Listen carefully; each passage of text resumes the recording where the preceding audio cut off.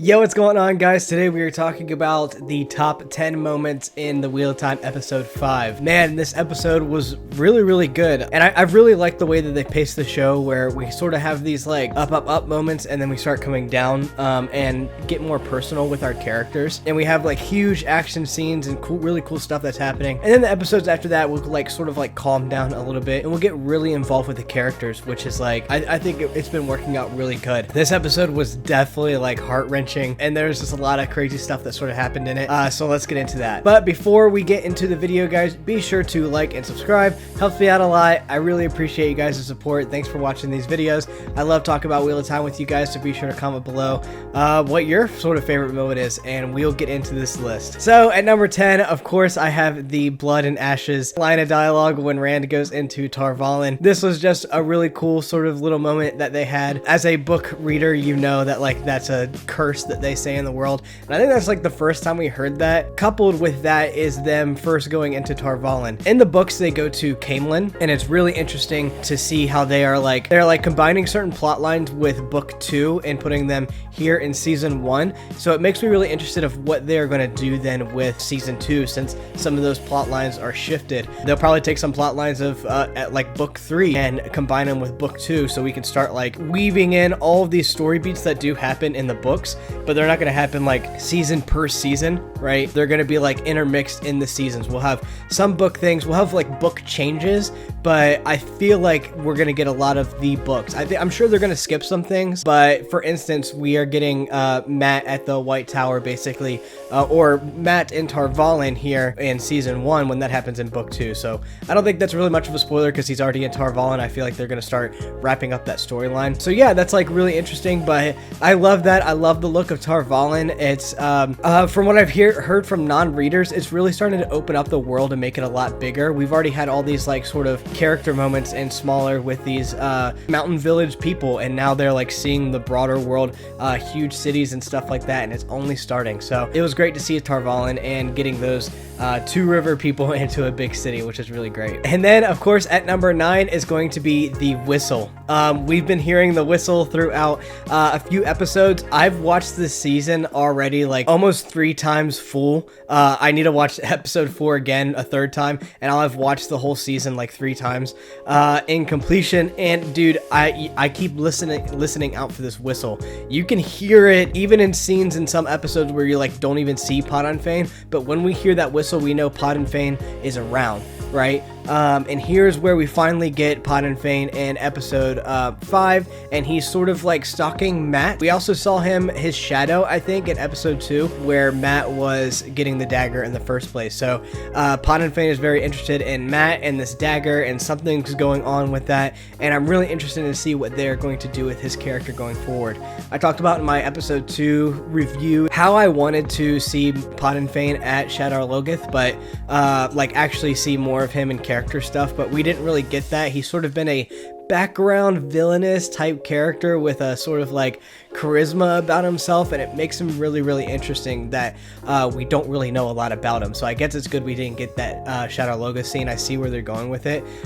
So yeah, I'm excited to see more Padan Fain in the future. And then I'm going to put at number 7, this was very interesting. We see Logain coming through the streets in a cage, and they're throwing stuff at him, and we see Mat and Rand sort of talking about if they go crazy or they get like that basically either one of them will end each other, so that they don't go mad, basically, right? And they see Logain, and it's really left up to an interpretation of like whether actually Logain was laughing or not at them. In the books, it's kind of spoilery to get into specifics, so I won't, but in the books he is looking up and laughing at somebody. So it's really cool to see this, whether it actually happened or not in the show. But we see, I don't think it did happen. I think it was Mat's badness, obviously, seeing the dragon like laugh hysterically like that, and then we see in reality from Rand that that Logain was just basically still sitting there. But I think it's a really good nod for the books. Number 7 on our list, and this wasn't like really a comfortable scene or like a really well liked scene.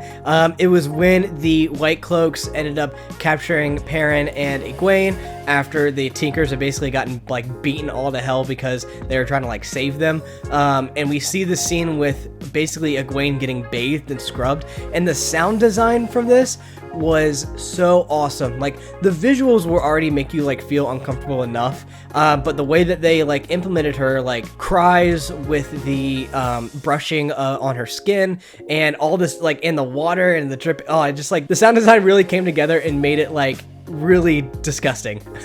I hated it. It was absolutely terrible, but they did a really good job of making us like hate these White Cloaks, make us feel super uncomfortable, and sympathize with Egwene and Perrin in their situation, and yeah, hate the White Cloaks even more. Number 6 is going to be the moment when Sepin is sort of praying off these Forsaken statues, which is really, really cool to see for book readers and stuff. Like, these Forsaken, they're interesting.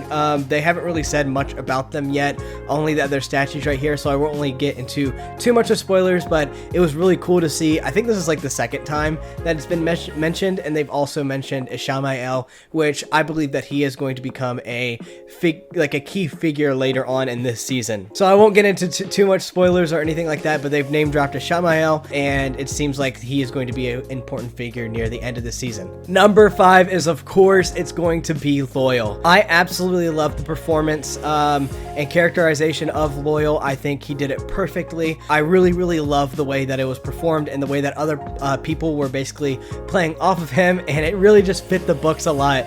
A big thing around the internet has been like the hair has been a little too much, which I agree. I love the artwork. I forget who it's from, but I'll put up a picture of it, where he looks more like ogre-ish, I guess, and like more like a troll, but like a cute troll. That's really weird to say, but a cute troll is the way that I'm gonna put it.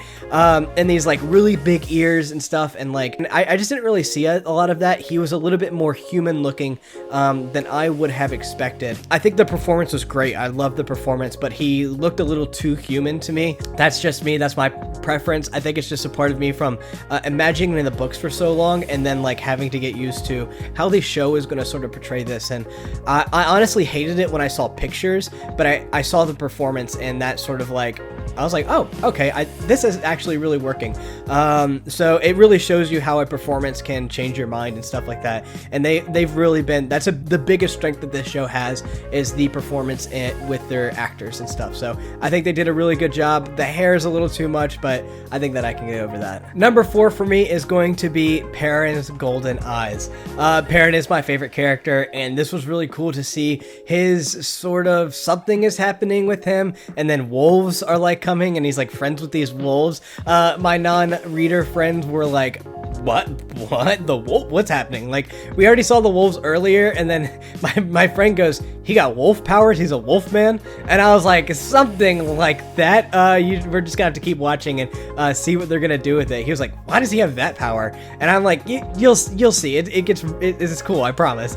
And he really likes the show so far, but I love that comment from him. He's just like, he's a wolf man, and I'm like, yeah, but like, you're gonna have to watch it and like see what they're gonna do with it, right?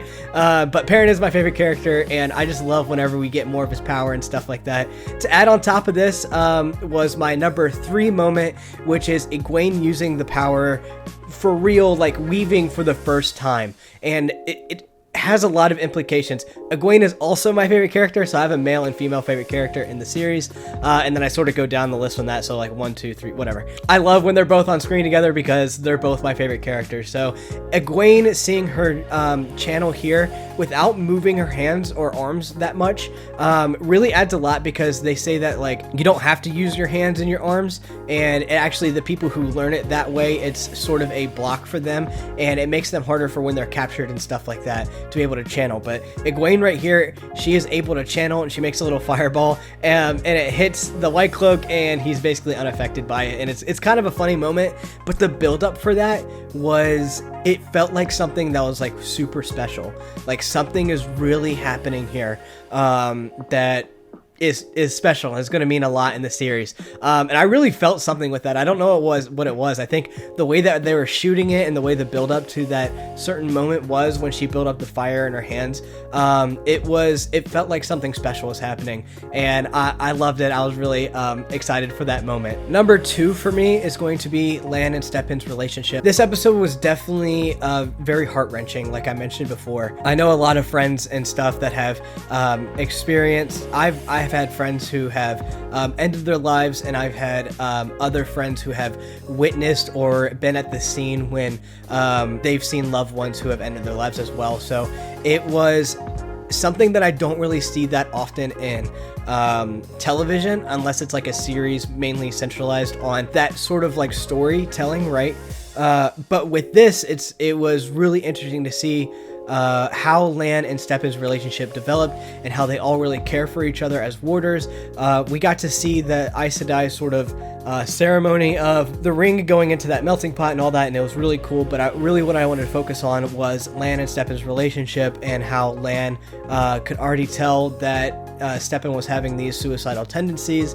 It was really interesting to watch the scene again with Stepin and Nynaeve, and how with the tea that he was using, and he doesn't want to forget the pain, and how the tea, like he was talking about how the tea takes away the pain because he goes to sleep, but he doesn't really want to get rid of the pain because it's the last thing he has. So it's like, no, he wasn't going to use this tea, and ended up giving it to Lan, and Lan goes at the scene where Stepin has ended his life, and it just is super powerful. To add on top of that is my number one part is the funeral with the warders and the Aes Sedai. This was a really powerful and emotional scene, and you could really feel Lan and his emotions towards Stepin and their relationship, and how, I don't know if he's like thinking that it's necessarily his fault. People tend to sort of go into that when, you know, he was trying his hardest to be able to stop this from happening, right?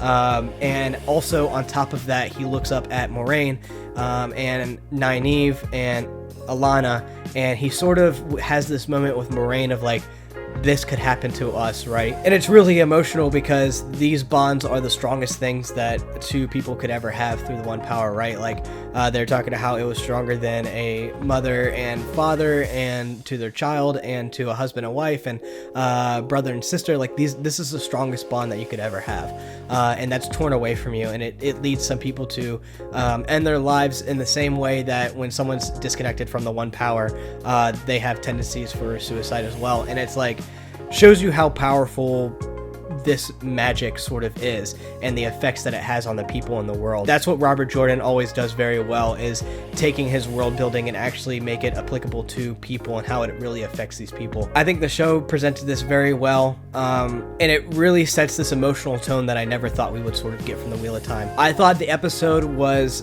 phenomenal. I really did like it. My favorite episode obviously is the 4th episode. It was just action packed. It had these character moments. It had all the little bits for me, and I think I gave that one an 8.3. I'm gonna give this episode an 8.1. Yeah, just all around. And even though it didn't have the action, it had excelled sort of character moments. I didn't even get to the moments with Nynaeve and Rand and what that means for their relationship in the future and their mutual respect for each other and all this stuff. With Loyal sort of comedic moments, I sort of touched on those, and yeah, man, this all around, seeing Egwene's power awakening, seeing Perrin's power awakening, and seeing Mat follow more into the shadow and what that sort of like means with this dagger, seeing Padan Fain again. It was really a lot of stuff happening this episode, and we got another hour of the Wheel of Time that I got to spend in the world, and I was just happy about that. Be sure to like and subscribe, guys. It helps me out a lot, and be sure to comment your favorite sort of moment from the Wheel of Time this episode. I love talking to you guys about the Wheel of Time, and I'll talk to you guys next time.